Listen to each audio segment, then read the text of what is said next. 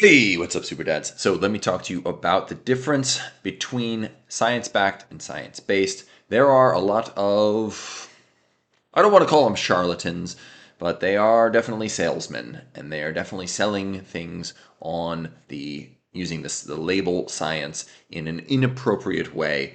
And I want to dig into that just briefly in a way that I think will give you some tools for evaluating who to really listen to in this space, and also I'll give you some tips about how to improve your workouts. Okay, so here we go.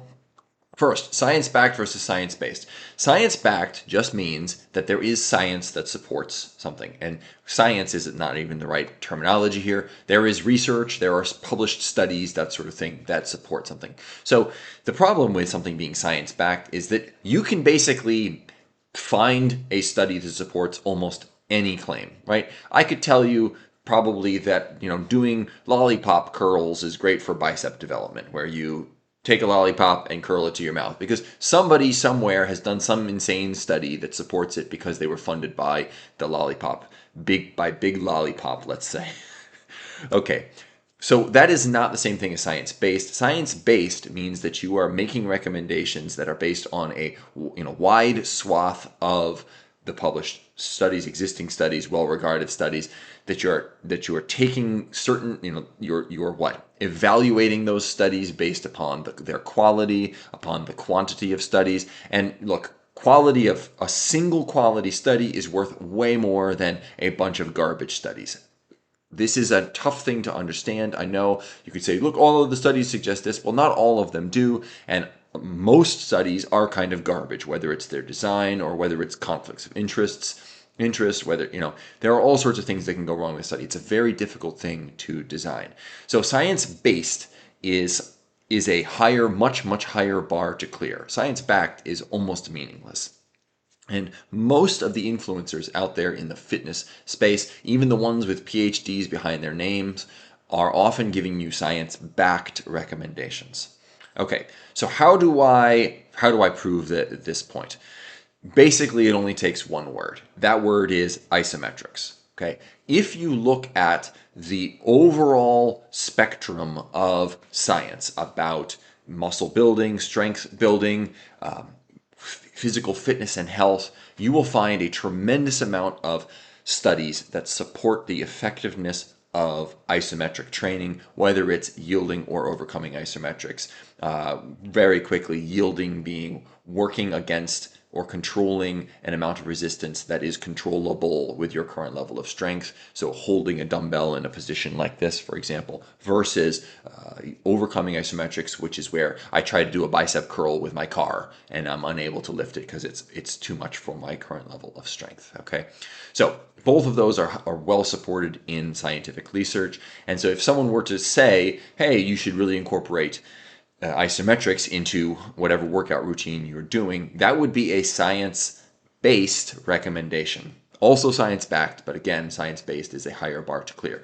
Now, isometrics are, they're not only based on science, they're the reason that they're so well researched and so well supported is because they're so incredibly safe, so much safer than just about any other form of exercise. You look at these studies that have people doing like 1 rep maxes with their bench press and stuff like this. Like that is a very dangerous, relatively speaking, way to be testing strength gains, and it's not even that accurate because of all of the skill component that's involved there. But there's isometrics, being as safe as they are a great thing to turn to. As someone who's gone through ethics committees, it is not easy to get approval for a study. And if you say we're doing isometric training, there's very low risk of any sort of injury resulting from this. You're much more likely to get approved, and so there are more studies. So there are a lot of them. It's also tremendously effective. And if you're gonna, use a form of training that as part of your study in order to show something, you want to be sure that it's effective, and so it's a good choice. And then finally, it's tremendously versatile. So you have people who are recovering from injuries, you have elderly people, you have all sorts of populations that are able to use isometrics, and I'll be getting into the versatility of them a little bit later on when I'm giving recommendations. So quick metaphor: the fact that there are so many fitness influencers out there who don't talk about isometrics, to me, is a bit like if YouTube was overrun with people claiming to be Italian chefs who never use garlic in any of their recipes. Garlic is such a core, essential part of Italian cooking. And, it's like these chefs are just like, well, all you need to do is put the pasta in the water, chop up some tomatoes, throw them on top of there, and add your Parmesan cheese. And there you go. There's my recipe, right? Now, could you say that that's like Italian cuisine backed? Like, yes, okay, it uses pasta, it uses tomatoes, it uses Parmesan cheese. These are things that are represented in Italian cuisine. But it's not, those recipes wouldn't be based on the traditions of Italian cuisine. And so I'm going to call you out in this video. This includes people like Renaissance Periodization, like Jeff Nippard, like Athlete X. You go search their channels. I invite you, and I haven't even gone through a lot of these people. There are tons of them. There are too many to count. Go to their channels, do a search to see whether they have any isometric content on their channels, and you will see exactly what I'm talking about here. Renaissance Periodization had like one video with Mike Rizzutel talking about how yielding isometrics are basically pointless in answering somebody's question, some MMA fighter's question, something like that. Okay, first of all, he's totally wrong, but that's even beside the point. I don't want to get too much into that rabbit hole. The point here is that he has zero content addressing isometric training. Jeff Nippard, same deal, zero videos. Athlete X, the last time I checked, had like one video of a library of thousands of videos produced over years and years. Hey, train like an athlete. Well, guess what? Most athletes do some sort of isometric training if they're training intelligently. I would say if you are not incorporating isometric training of some way, shape, or form into your training, then you cannot be said to be training intelligently. That word just cannot be accurately applied to your training regimen, because there is no form of exercise that gives you a greater return on investment at lower risk than isometric training. And so how could leaving that out of your training be considered an intelligent choice? So why does this happen? I think there are it's one of two explanations, right? One is academic specialization. So especially the PhDs out there in that crowd, or the people who are pursuing PhDs, right? A lot of them, having done it myself, and I'm not a PhD in anything related to fitness, but I have gone through the process of becoming, a part of academia. The process is basically becoming ever more narrowly focused on a very, very small area of concern, so that you become like the world's leading expert in that super narrow area, right? You learn more and more about less and less until in the end you know all about nothing. It's a joke that people make about PhDs. And so, these people might be, to continue our metaphor, they might be like the world's leading expert on spaghetti firmness, right? And the firmness of spaghetti. And so they're fantastic at that and know everything about that. But the problem then is that every one of their recommendations comes back to spaghetti firmness, and they've got blinders on, and when it comes to how to make the sauce, which is like more important, right? The other explanation is that they're pandering to their crowd. People, isometric content. There is a population on YouTube that is in it for isometric training. I've seen from the views that I get on this channel. So there are people out there who recognize its value. But it's also not as sexy. It's harder to sell. It doesn't have the same sizzle. It doesn't look cool, right? Me pushing against a wall is not going to get as many views as me, bench pressing a car or something like that would. And then do the car press. It's the best thing for the lengthened partials. Like I could make up some nonsense reason why you need to do that. But really the point is I'm trying to get views, and isometric content doesn't get that views. And so there might be some sort of ignorance, whether it's academic specialization related, or whether it's just that people haven't been exposed to it because no one's talking about it, or it might be a pandering to the crowd.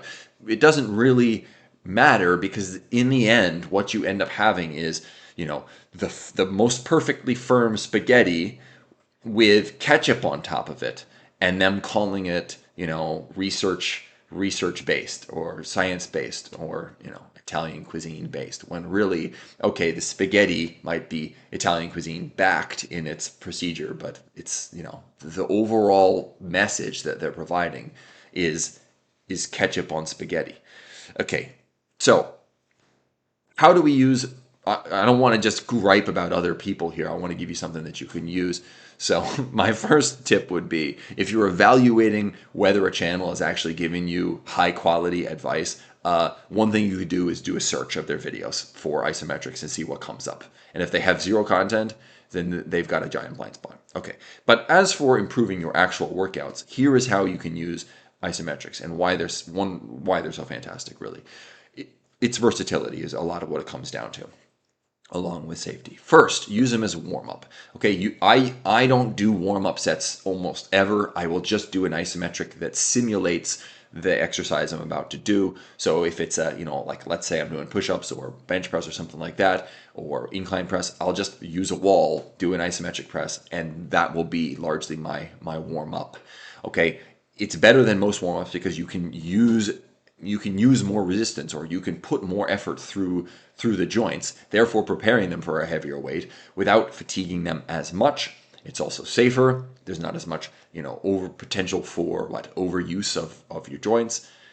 It also increases your mind-muscle connection, or your muscular proficiency, more than just doing a warm-up set will. Because if you're lifting super light weights, right, sometimes it can be hard to get that muscular proficiency online. Whereas you're doing isometrics, you can really feel which muscles they're using, and you can shift around and make sure that you're activating the right ones. So use them as a warm-up. Use them as a finisher. Okay, instead of doing your long lengthened partials or something at the end, it's going to put a potentially dangerous stretch on your muscle, or instead of bouncing the weights around or doing something that might endanger you at the end, do an isometric at the end. So let's say you finish a set of bicep curls, you go to failure with those. Okay, then you grab something like a towel or a bench or something like that and try to curl that with the remaining strength that you have. It's a great way to really deplete the stores of energy left in the muscles. Whatever else you have to give, you can give it through isometrics completely safely. You can also use them to add frequency to your training. I don't work out all that regularly, like full workouts, right? Well, like 2 times a week, maybe, sometimes 3. But if you use isometrics just throughout your day when you have a chance, practice being strong, right? Send some resources to those muscles, connect to the muscle, build that muscular proficiency, that connection to the muscle. This is a great way to add frequency without adding a whole lot of need to recover, right, to your overall week, your daily life. So you can keep sending that stimulus of, I want more strength, I want more muscle in this area, without destroying your body such that it's going to slow down your recovery and prevent you from doing your more substantive workouts. Okay, use them for recovery. So how about, instead of doing what do they call them? Week where you pull back a little bit, right? I'm blanking on it right now, but let's say your joints start to hurt a little bit from lifting heavy and high volume and this kind of stuff. Okay, and you go, okay, I'm going to back off a little bit next week. I'm going to reduce my volume, I'm going to reduce my weight a little bit, but I'm still going to do the same exercises. Well, look, your joints aren't going to heal in a week. You've been damaging those joints. All it's going to do is make the pain less acute, and then you're going to go right back to damaging them. How about instead you use a week of isometrics instead, and actually strengthen your joints, because they're not just safe, they build resilience in your joints. So you can use them then as a way to back off a little bit without losing strength. You could still work at a very high level of resistance using isometrics, but you're doing it in a way that's safe, and it's going to build resilience in your joints. And you could use them to fix joint problems that you have. I have seen this happen with my clients again and again. It has happened with me again and again. Isometrics are like the best way to heal joint pain. You got a bum knee, start doing wall squats, wall sits, or not the yielding kind, the overcoming kind. Start doing an overcoming leg press, something like that. Right? You got a crap shoulder. All right, start doing shoulder presses in an isometric fashion. See if that doesn't help you with your recovery. Okay. So that, I think, is all I've got for this video. I just want to say thank you to everybody who does, comment or like or share or whatever you do with the video. It really helps support it. It does take time out of what a very busy schedule. I'm looking after kids. I've got jobs, all this kind of stuff. And so it does take time to put these together. So I really do appreciate any sort of support that you can give. And you got links down below for workout programs that incorporate isometrics in a really intelligent way, if I do say so myself. They are not expensive. And also there's a Facebook group if you want to come on there and get some answers to questions or anything like that. It's a great support forum for y'all. Okay, thanks for your attention. I hope that you found this useful. Go be super.